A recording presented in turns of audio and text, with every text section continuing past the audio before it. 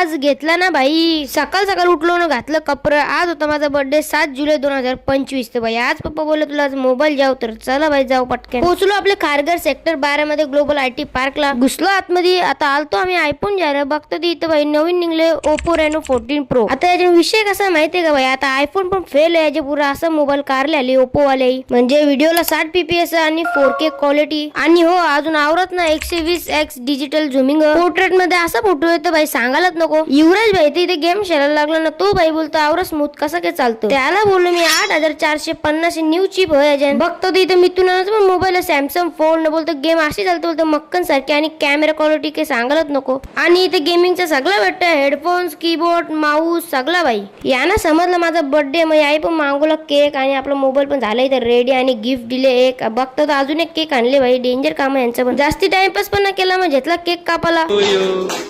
Happy birthday to you. Happy birthday dear Ansh. मग काला timepass mobile पण घेतला. आता अनबॉक्सिंग करायला.